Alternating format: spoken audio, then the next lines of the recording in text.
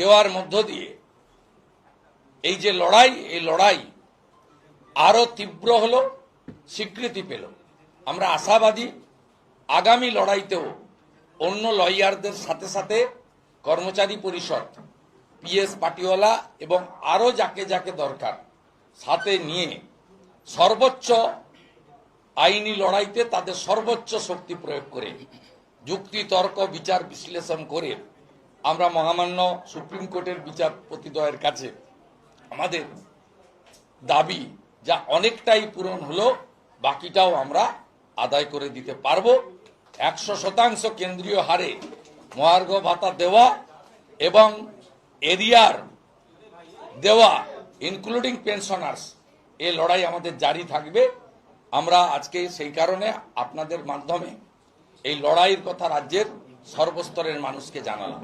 সাথে সাথে আমরা কর্মচারী পরিষদ এবং কর্মচারী পরিষদ সংগ্রামী যৌথ মঞ্চের শরিক, সেখানে দেবাশিস বাবুরা, সঞ্জীব বাবুরা প্রস্তাব দেবেন যে অবিলম্বে 7th পে কমিশন কার্যকর করা এবং 15 সাল থেকে এরিয়ার দেওয়ার বিষয়ে আমরা দাবি রাখব। সাথে সাথে সংগ্রামী যৌথ মঞ্চের যে 3টে দাবি আছে, যার শরিক কর্মচারী পরিষদ, 2টো দাবি নিয়ে আমাদের সম্পূর্ণ সমর্থন আছে আমি জানাতে চাই। একটা হলো কন্ট্রাকচুয়াল, ক্যাজুয়াল, পার্ট টাইমার ইত্যাদিদের তাদেরকে স্থায়ীকরণ সহ উপযুক্ত বেতন দিতে হবে। 4,000, 6,000, 7,000, 9,000 টাকায় সংসার চলে না। তাদেরকে উপযুক্ত পারিশ্রমিক দিতে হবে।